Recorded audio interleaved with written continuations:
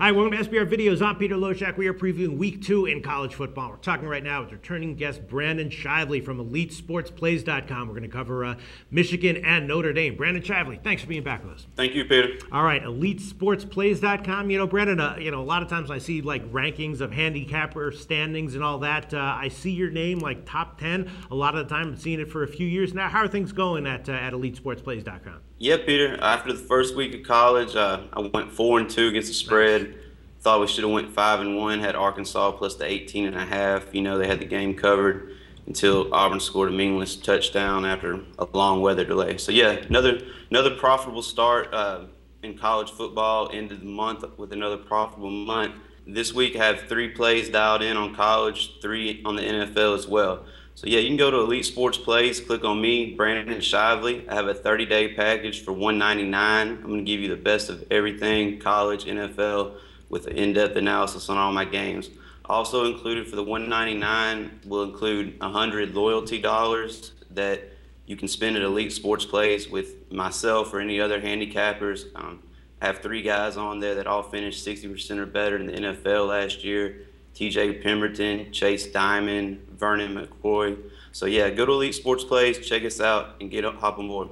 All right, sounds good, Brandon Shively. Michigan and Notre Dame. This is the last game in this big rivalry series. Notre Dame's a 3.5-point home favorite. That's down a bit. It opened 4.5. Total is 56.5, and that's up a couple of points. It opened at 54.5 at Pinnacle, and that probably has to do with a little bit how high scoring last year's game was and how well both these offenses did in their Week 1 games. They both got big blowout wins, covered easily, and the games went over. Michigan, though, they sort of have a history of not doing well on the road in big games. So, that my first thought when you think about that is maybe take Notre Dame at -3.5. I'm also thinking maybe this game might be a little bit more low scoring than people are thinking, kind of like some other high profile games that we saw in Week 1. And, it's just a gut feel, but I'm thinking that maybe the under 56.5 might be worth a shot. And, just based on Michigan's history under Brady Hoke in big games on the road, they tend not to do well. So maybe you take a shot with Notre Dame -3.5. But what's your take on this game, Brandon Shively?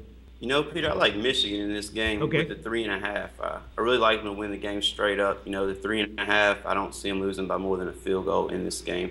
You said that they have struggled in the past on the road under Brady Hoke, but, I think this is the game and probably the year that they do get some big road wins.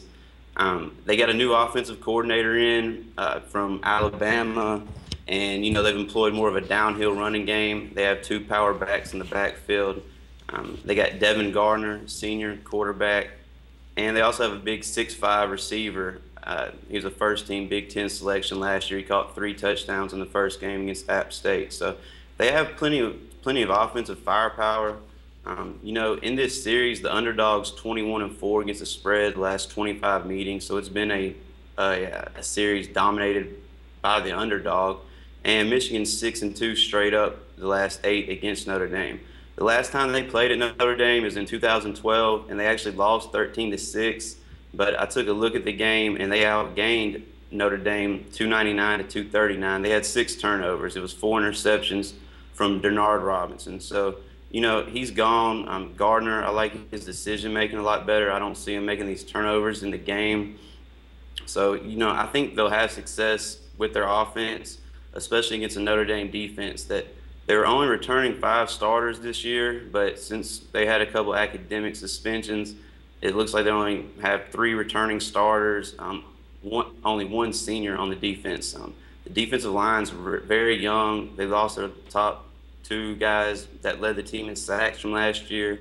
So I like the Michigan, offensive line to control the line of scrimmage in this game. Michigan's defense is strong. They return 8 starters, 7 of their top 8 tacklers. They have a strong linebacking core and secondary. They also have a freshman, the number 1 cornerback recruit coming out of high school, Jabril Peters. He's gifted, athletic. I look forward to make some plays in this game as well. So, like I said, I really do like Michigan in this game. I like them to win it head up. The 3.5 is is more than enough for me. You know, I don't see them losing by more than a field goal, Peter. All right. Well, that is how the market has bet this line so far. And yeah, given that this is the last game in this series, could see this one being very close, very intense. And if if it goes down to the wire, of course, getting 3.5 is a nice cushion. All right, Brandon Shively from EliteSportsPlays.com. Thanks so much.